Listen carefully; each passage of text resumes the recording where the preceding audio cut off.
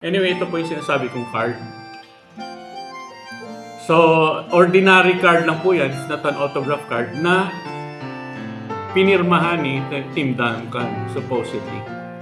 Yan po. Nakikita nyo po yung pirma, no? Ayun, yung pirma ni Tim Duncan. So, tonight po, ang gagawin natin is i-inspect natin tayo, sabay-sabay, inspect natin itong autograph na to. And then, i-judge natin kung authentic to o fake. Hello po mga ka-NBA, welcome to my channel. This is Elmer Epistola. Tagalog po ang episode natin tonight sa NBA card collecting. To be honest with you, medyo nahihirapan po kasi kung gumawa ng English episode, hindi ako masyado makapagkwento. Mga ka-NBA, nung nag-start ako mag-collect ng autographed cards ng All-Stars noong 2019, may mga players na po na mahal ang autographs nila bukod kay Michael Jordan ha. Kahit nung time na yon, relative sa ngayon, mura pa po mga autographs noon. Pero ito po mga players na to kasi bihira po sila mag-autograph. So rare ang autographs nila at that time. And at the same time, super galing nila sa NBA. So yung demand for their autographs medyo mataas. And that's the reason why yung presyo ng mga autograph cards nila, even back then, is medyo mahal po. Medyo mataas. So examples po ng mga players na yan are Tim Duncan, si Patrick Ewing po, si Charles Barkley, and si Reggie Miller. Noong time na yan po, talagang, well, actually, up to now, mataas po yung cards nila, of course. Pero ang medyo nag-improve ng konti yung presyo si Charles Barkley dahil I think nag-start siyang pumirma na rin eh. May mga signing contract siya with card companies recently, kaya medyo dumami yung cards niya in the market and medyo bumaba yung, naging affordable yung price, yung cards, autographed cards ni Charles Barkley. So, ituloy ko lang po yung kwento ko. Dahil nag-i-start pa lang po ako noong 2019, so ang dami ko pa pong kulang dun sa listahan ng mga all-star autographs na hinahabol ko. Hindi ko prioritize yung mga mamahalin. Ayaw ko gastusin yung pera ko dun sa mga mahal na autographs para makabili ko ng maraming mas murang all-star autographs. Kasi ang gusto ko po nun, marami na ako nahawakan na cards or marami, nakikita ko, dumadami na yung nilalagay ko sa mga cases. So, gusto ko i-build up talaga in terms of quantity and of course quality rin. Yung collection ko ng all-star autographed cards. Po. So, at that time, hindi ko pinangarap na bumili agad ako ng mga Michael Jordan, Tim Duncan, Ewing, yung mga yan po. Even sila Barkley, tsaka Reggie Miller. Kasi inuuna ko yung magaling, pero hindi mahal. For example po, si Magic Johnson, mahilig pumirma yan eh. So, magugulat kayo na kahit super galing niya as an NBA player, hindi mataas masyado yung presyo ng autographs niya. Lalo na po nung 2019, mura lang. You can buy his autographs back then ng 1.5. Isipin niyo yun. Samantalang sina Charles Barkley noon, nasa 15K na ang bawat autograph card nila. Pero kung titingnan mo, para sa akin, tingin ko mas may talent si Magic Johnson kaysa let's say Charles Barkley. Or in terms of contribution to the game, I think mas mataas na contribute ni Magic Johnson. Personal opinion ko lang po yun ha. So nung time na yon, hindi ko pinangarap yung mga mamahaling autographs. Pero at the same time, guys, nalalaway ako dun sa mga collection ng mga ibang nangongolekta na meron silang mga ganong autographs. So,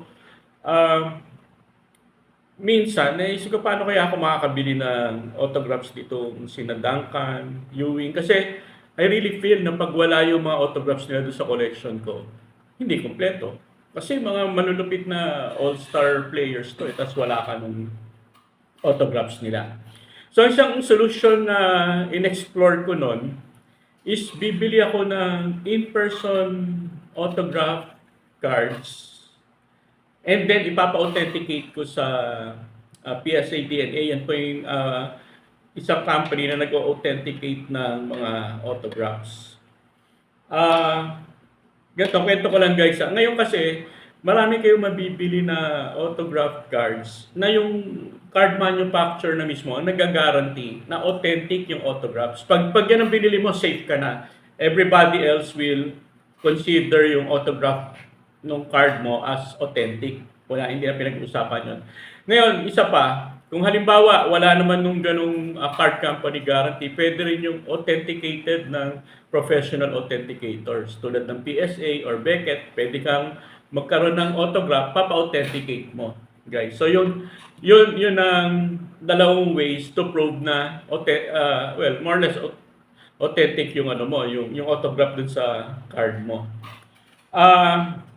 Isang ginagawa ng iba nun is bibili sila ng tinatawag na in-person autographs. So basically ito po yung card na pinirmahan lang ng player dahil pinapirmahan sa kanya ng fan sa isang, let's say, event or game. So yung fan lalapit, di ba marami pong ganun, lalapit yung fan, papapirmahan doon sa player and then magsasign na yung player.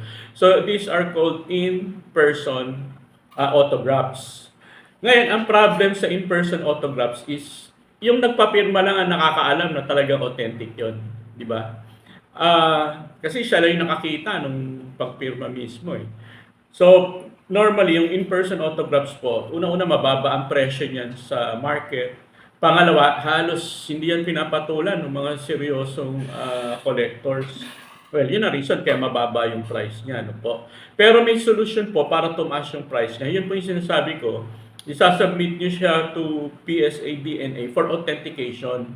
Kasi once ma-authenticate yung autograph card nyo, kahit in-person autograph yan, once ma-authenticate yan ng PSA or Beckett, tataas na po yung value niyan. Pareho na siya yung value niya dun sa normal autograph cards ng same player na yun. So, yun na naisip kong solution. Bili na lang ako ng in-person autographs nitong mga players na to. And then, pag nagkaroon ako chance, ipapa-authenticate ko na lang sa PSA DNA. So for tonight po, ang gusto ko ipakita is yung binili kong in-person autograph card ni Tim Duncan. Ito po, binili ko to matagal na, 2019 pa ata. Pero after no, hindi ko napapa-authenticate. Kasi medyo hassle po mag-submit talaga for authentication eh. Hinihintay ko magkaroon ng PSA or Beckett office dito sa Philippines para mas madali. Anyway, ito po yung sinasabi kong card. So, ordinary card lang po yan. It's not an autograph card na pinirmahan ni Tim Duncan, supposedly. Yan po. Nakikita nyo po yung pirma, no? Ayun, yung pirma ni Tim Duncan. So ito po, pag binaligtad ko, wala po dyan nakasulat na the autograph is guaranteed by Panini. Wala pong ganun. Yung mga guaranteed na mga card companies, usually may nakasulat po na ganun. Minsan may nakalagay pa, congratulations, you have received an authentic autograph of blah blah blah. May ganun po. Ito po wala. Kasi ordinary card lang po to na pinapirmahan ng isang fan. So tonight po, ang gagawin natin is i-inspect natin tayo, sabay-sabay, inspect natin itong autograph na to. And then, i-judge natin kung authentic to o fake. Kung nabudol ako dito or hindi.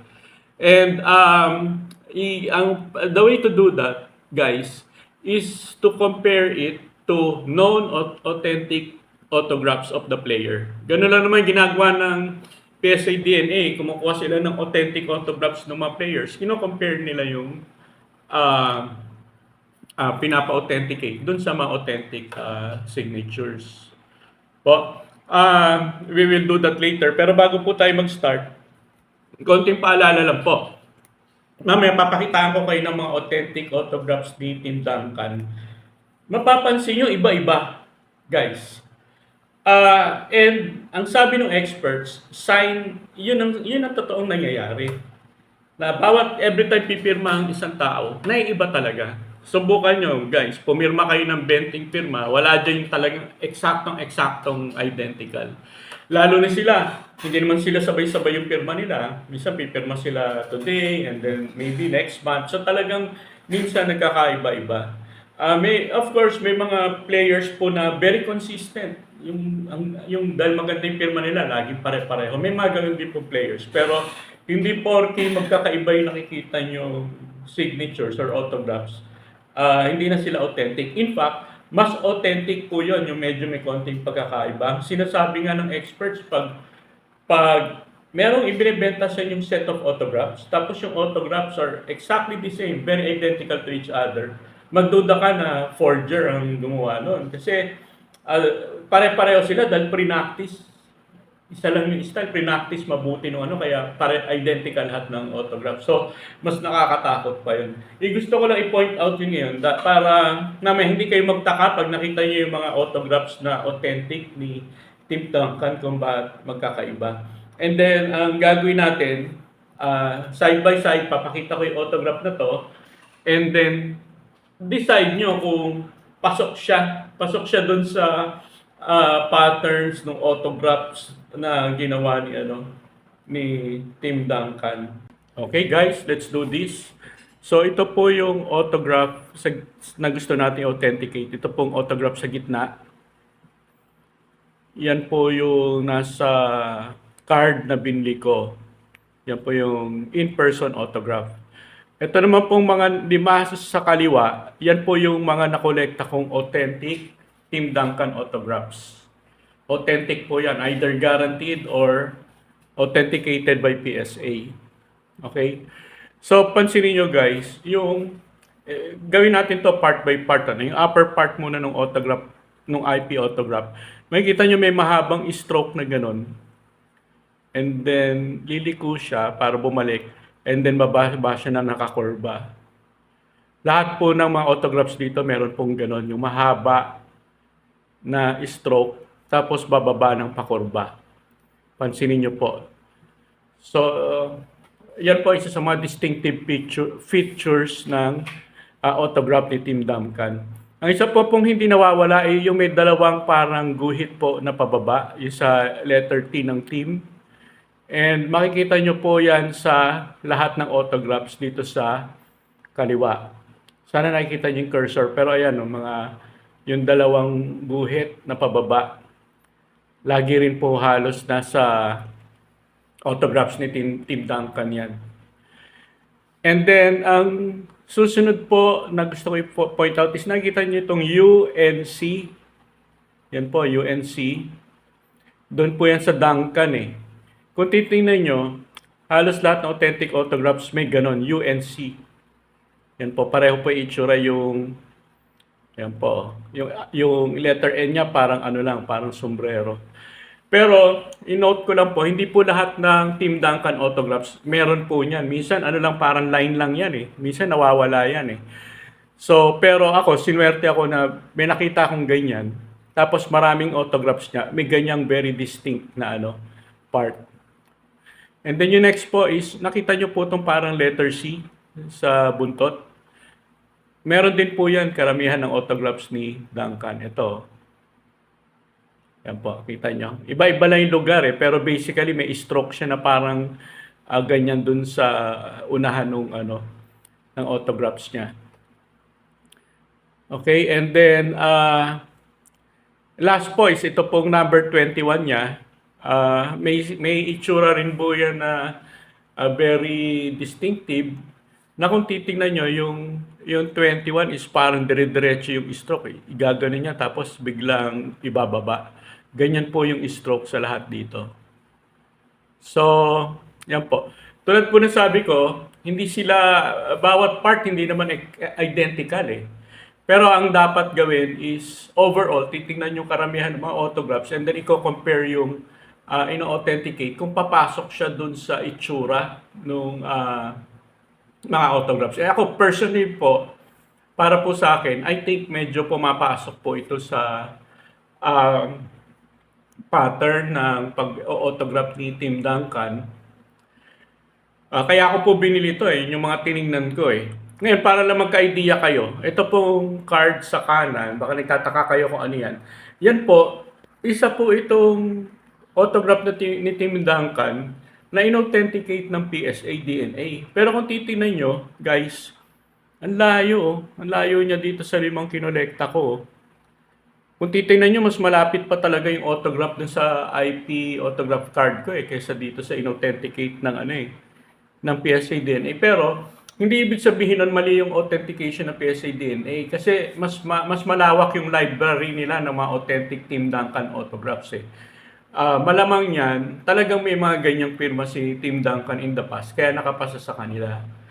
So, ngayon, ang pino-point out ko lang is kung yung ganyang kalayong autograph pumapasa sa PSA DNA, pwede ko na sigurong ilaban tong IP autograph card. Baka, hindi ba, mga ka-NBA, agree ba kayo sa akin? Ako, para sa akin based on all the features of this card, ang tingin ko, I have an 80% chance of getting it back authenticated ganun po kataas ang kumpiyansa ko. Ngayon, linawin ko lang, hindi po ako expert sa pag-authenticate ng hindi ko pa po nagawa to professionally.